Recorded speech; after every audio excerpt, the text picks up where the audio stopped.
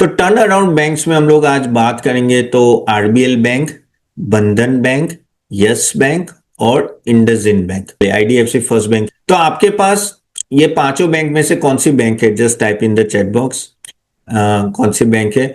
और standard disclaimer जो मैं हमेशा देता हूं कि गाइज यहाँ जो भी बात हो रही है सिर्फ आपके नॉलेज के लिए, कोई रिकमेंडेशंस नहीं है। हम जो हमारा रिकमेंडेशन देते हैं वो हमारे स्मॉल केस में देते हैं। आप जाके देख सकते हो CA-tapan.smallcase.com, वहाँ 500+ जीएससी से स्टार्ट होता है।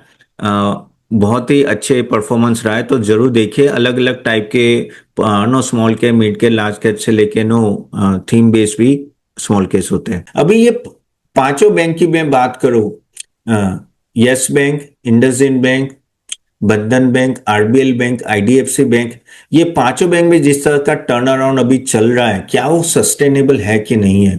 क्या यहाँ से एक बड़ा इंक्रीमेंटल ग्रोथ होगा कि नहीं? और इन सब में कॉर्पोरेट गवर्नेंस के इश्यूज रहे हैं, तो क्या लग रहा है? और मैं आपको बताऊंगा नंबर 1 2 3 4 5 कि मेरे एंड से क्या है। And just for your knowledge, कोई सेबी का डिस्प्ले में कोई रिकमेंडेशन नहीं है। अब उसके लिए हम लोग एक काम करते हैं कि पहले समझते हैं कि क्या हुआ इन सब बैंक्स में और किस तरह से यहाँ से आप इनको देख सकते हो। तो देखिए, talking about all this 5 banks, हमें यस बैंक की तो स्टोरी पता है कि राणा कपूर के बाद क्या हुआ और ये बैंक किस तरह से गिर गई। लेकिन अगर हम लोग देखें तो वो कहीं ना कहीं अभी रिटेल पे फोकस कर रही है, और उसके वजह से आई थिंक आप देखो तो एक अच्छा खासा पुश भी आ रहा है। प्लस अगर आप दुबई की एक बैंक उनको ले रही है एनबीडी, तो उसके वजह से भी आप देखो तो वहां भी उछाल आ रहा है। So yes, that is a good thing कि वहां नो कहीं ना कहीं मैनेजमेंट चेंज का एक बड़ा चीज हो रही है। So that is not NBD, sorry my mistake. दूसरी बैंक जो उनको ले रही है फॉरेन बैंक, उसके वजह से एक अच्छा खासा मूवमेंट हमें दिख रहा है।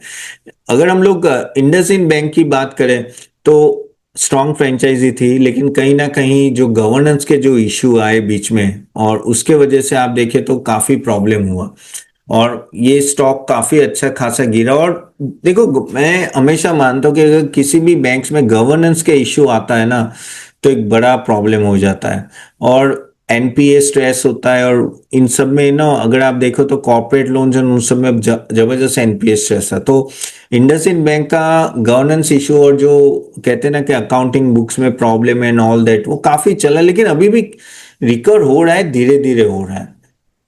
टॉकिंग अबाउट बंधन बैंक, बंधन बैंक देखिए, अगर हम लोग देखें तो माइक्रो फाइनेंस में नंबर 1 बैंक थी और नंबर उस तरह से परफॉर्म भी करी थी, लेकिन कहीं ना कहीं एनपीएस बढ़ने लगे और उसी के वजह से ना बहुत ही ये गिर गया स्टॉक।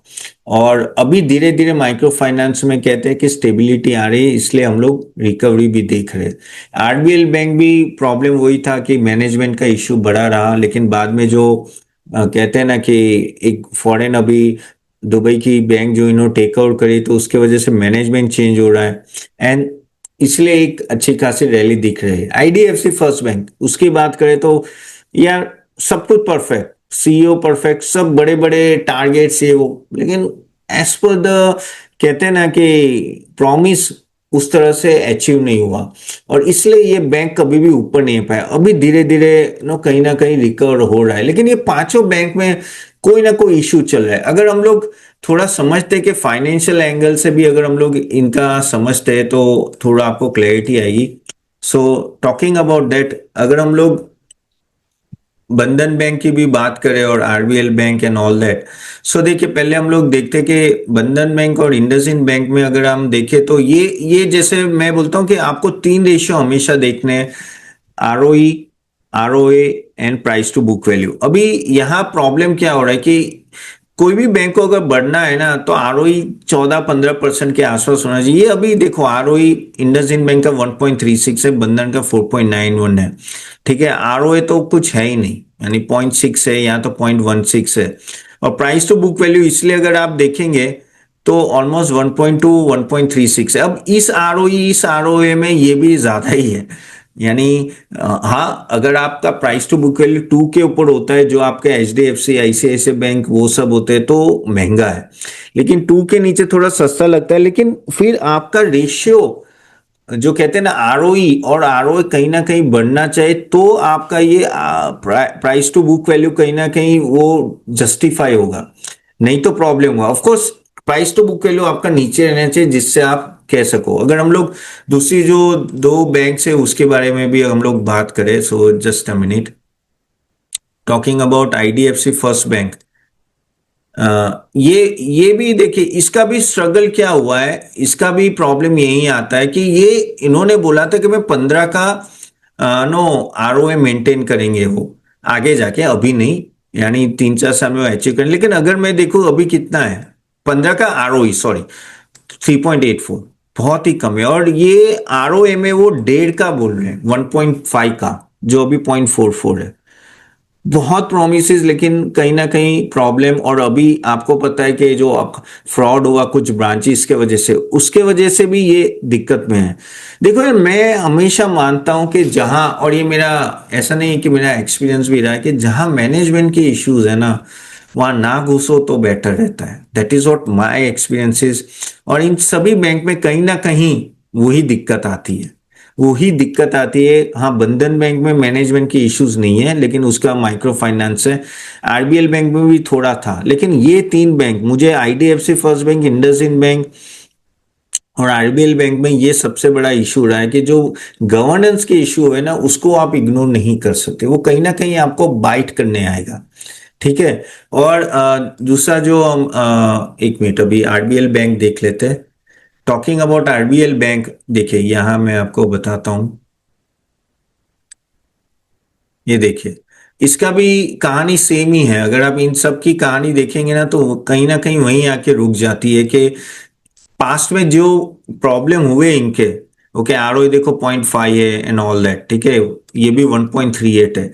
अभी इसको अगर आप कंपेयर करोगे कि एनपीएस का एंड ऑल दैट, मैं जैसे आप यहां ना, क्यों आपको ये इंपॉर्टेंट है समझने के लिए, see, just a minute, I just let me open one bank so you will come to know. So RBL bank ही हम लोग अगर ओपन करते हैं and will compare each and every bank ना, तो ये आप तिजोरी फाइनेंस में कर सकते हो, तो आपके लिए थोड़ा इजी रहेगा। So let me add all the banks. So will take Bandhan bank, IndusInd bank,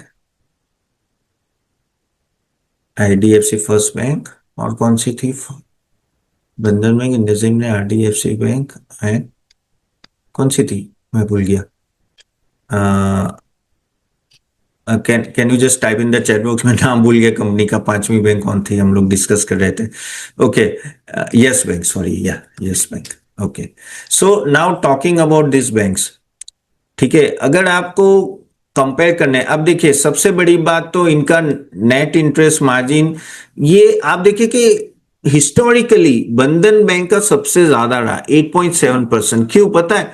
micro finance, क्योंकि वो माइक्रो फाइनेंस फंडिंग करते थे, तो जो माइक्रो फाइनेंस की जो लोन होती है ना, वो बहुत ही हाई इंटरेस्ट रेट में होती है, और वो हाई इंटरेस्ट रेट के वजह से उनका नेट इंटरेस्ट मार्जिन हमेशा ज्यादा रहता है। आप देखिए 8.7, क्या जबरदस्त net interest margin. IDFC first bank भी काफी हद तक उनका माइक्रो फाइनेंस पे ज्यादा फोकस है। आप देखिए 6.2%, ये मैं 2022 की बात कर रहा हूँ। अभी तो ऑफकोर्स इन सबका कम हुआ। बंधन बैंक भी अभी रिटेल बैंक की तरफ जा रहा है, आईडीएफसी फर्स्ट बैंक भी रिटेल तरफ जा रहा है। IDFC first bank corporate loan भी काफी दे रहा था। आरबीएल बैंक अभी धीरे धीरे इंप्रूवमेंट है। आरबीएल बैंक में तो एक तरह का मैनेजमेंट ही अभी चेंज हो रहा है। इंडसइंड बैंक में प्रॉब्लम्स गवर्नेंस के एंड ऑल दैट बहुत बड़े थे। और यस बैंक तो आपको पता है कि इनिशियली कॉर्पोरेट लोन में था, अभी कहीं ना कहीं वो रिटेल लोन की तरफ जा रहा है। तो एनपीएस अगर आप देखें तो ये आपका संबंध, ये देखिए, ये पांचों के अगर हम लोग एनपीए देखें तो कहाँ थे ये सब। 2021 में आपके देखो कितने बड़े एनपीए थे, और अभी काफी हद तक कम हुए। तो भी बंधन बैंक, इंडसइंड बैंक अभी भी 1 के आसपास है। ये जैसे आपके एनपीएस बढ़ जाते हैं ना, ऑफकोर्स स्टॉक नीचे मिलता है, फिर रिकवरी भी आती है। लेकिन देखिए, आपको ये समझना है कि क्या ये बैंक सस्टेनेबल करेगी उस तरह का परफॉर्मेंस। जस्ट रिकवरी आई है तो उसका मतलब ये नहीं कि उस तरह से परफॉर्मेंस करे। तो आपको स्टेज बाय स्टेज देखते रहना है कि क्या सही में एनपीए कंट्रोल में ना, वापस कोई प्रॉब्लम नहीं आया ना। Plus net interest margin, Kasa ratio की हम लोग अगर बात करें तो कासा रेशियो आप देखिए सबसे अच्छा आईडीएफसी फर्स्ट बैंक का है। आई थिंक इंडस्ट्री का हाईएस्ट कह सकते हैं कासा रेशियो यानी current account saving account IDFC first bank का है। क्यों? क्योंकि आपको पता है ना, वो सेविंग अकाउंट में भी 7% का इंटरेस्ट रेट दे रहे थे, one of the highest in market. तो उसके वजह से कासा रेशियो में वो हमेशा आगे रहे। फिर यस बैंक, आरबीएल बैंक और वो सब अभी भी 35-30 वैसा है, वो कम है। एटलीस्ट आपको कासा रेशियो 40 के अबाउ चाहिए। वो पहले थे इनके, लेकिन क्या होता है कि जैसे मैं कहता हूं ना कि जैसे मार्केट बढ़ने लगा प्लस आपका इंटरेस्ट रेट ओवरऑल कम होने लगा, तो उसके वजह से भी ना कासा रेशियो कम होते गए। अगर कॉस्ट टू इनकम रेशियो देखे तो ये सब के देखे तो अभी भी लोन उतना दे नहीं पा रहे हैं। क्यों? क्योंकि एनपीएस बढ़ जाते हैं और वो सब 70 to 60 यानी बहुत ही comfortable, sorry, credit to cost ratio में बोलने वाला था, my mistake. So credit to cost ratio देखो 85, 90, 82, अराउंड 80 के आसपास होगा। जैसे yes bank, RBL bank, IndusInd bank का ठीक ठाक है। थोड़ा आईडीएफसी फर्स्ट बैंक का 97 है, तो वो होना हायर साइड है, थोड़ा नीचे होना चाहिए। अराउंड 80-85 ठीक है। कॉस्ट टू इनकम रेशियो हम लोग बात करें तो अच्छा खासा ज्यादा है कॉस्ट टू इनकम, यानी ये अगर हम लोग प्राइवेट बैंक्स की बात करेंगे, एचडीएफसी, आईसीआईसीआई बैंक, इनके बहुत कम होते हैं। अराउंड 45-50% होते हैं, इन सबका 65-70 है। तो इनका ऑलरेडी कॉस्ट ज्यादा है। यहां देखिए कॉस्ट ऑफ बोरोइंग, देखिए cost of borrowing this is on a much more on a higher side. उसके वजह से आपका नेट इंटरेस्ट मार्जिन में डायरेक्ट इंपैक्ट आता है। और इन सब बैंक्स में, ये पांचों बैंक में क्या है कि आप, ये लोग गाइडेंस बड़े बड़े देते, लेकिन क्या वो उस तरह से अचीव करे, वो देखना है। अगर वो 2 क्वार्टर 4 क्वार्टर नहीं कर रहे तो गाइस ठीक है, आप अगर दूसरे स्टॉक में जाओ तो जरूरी नहीं कि आपको यही लेना है। आप समझ रहे हो? क्योंकि क्या होता है कभी कभी इन सब में हमें लगता है कि भाई अभी रिकवरी पाथ चालू हो गई, लेकिन वो कंसोलिडेट काफी टाइम कर सकते हैं। यस बैंक देखिए, पता है हमें 10 रुपए 8 रुपए मिलता है, आज 22 रुपए में, लेकिन वो कंसोलिडेट भी बीच बीच में काफी होता है। तो आपको इन लोगों की जो मैनेजमेंट चेंज है प्लस नई पॉलिसी और किस तरह से वो रिटेल लोन की तरफ जा रहे हैं, कैसे उनका जो ट्रेडिशनल जो सेगमेंट है जहां एनपीए ज्यादा बड़े, वहां से कैसे डाइवर्ट हो रहे हैं, प्लस जो गवर्नेंस के इश्यू है, क्या वो पीछे रह गए कि नहीं रह गए। तो ये सब चीजें आपको ध्यान में रखें। मैं ना नहीं बोलूं इसमें से शायद कोई बहुत भाग भी जाए, लेकिन बहुत ही स्ट्रिक्ट चेकिंग आपको रखनी पड़ती है। हम भी, जब मैं भी सिलेक्शन करता हूं स्टॉक का, तो कुछ चीजें आ जाती है तो मैं कंप्लीटली नो बोल देता हूं, क्योंकि भाई at the end of the day investor पैसे डालने वाले, मैं नहीं डालने वाला, हमारे रिकमेंडेशन पे आप पैसे डालने वाले हो। और 5,000 स्टॉक्स है गाइस, कोई भी ले सकते हो, तो जरूरी नहीं कि ये लेना है, लेकिन हाँ परफॉर्मेंस देखते रहो, क्वार्टर टू क्वार्टर देखते रहो, वो बहुत इंपॉर्टेंट है। अब यहां से क्या करना चाहिए, कौन सा 1 2 3 4 5 है, तो देखिए रिकवरी अभी आ रही है, सब में आ रही है, सभी बैंक्स में आ रही है, तो वो अच्छी बात है। अगर आपके पास है तो आप होल्ड करके रखें। मुझे लग रहा है कि जो आरबीएल बैंक है, ठीक है, वहां एक अच्छी खासी रिकवरी, मैनेजमेंट चेंज हो रहा है, तो वो बहुत ही पॉजिटिव है। बंधन बैंक में अभी भी थोड़ा रिस्की मुझे लग रहा है, तो वो थोड़ा अभी भी माइक्रो फाइनेंस की वजह से थोड़ा रिस्की लग रहा है मेरे को। आईडीएफसी फर्स्ट बैंक यहां अभी वापस ग्रीन शूट चालू हुए, लेकिन चालू होते फिर बंद हो जाते हैं। आईडीएफसी फर्स्ट बैंक का वो बहुत होता है, तो वो देखना है। लेकिन आई थिंक इन पांचों में से अगर थोड़ा भी मैं अगर पॉजिटिव हूं, तो I think I go with 3 banks, RBL bank, IDFC first bank and yes bank. Yes bank में अच्छा मैनेजमेंट चेंज हो रहा है और होपफुली यहाँ से चीजें अच्छी रहेगी यस बैंक के लिए। लेकिन वो 20 से 24 के बीच में बहुत घूम रहा है, मैनेजमेंट चेंज हो रहा है, तो वो थोड़ा आपको टाइम लेगा।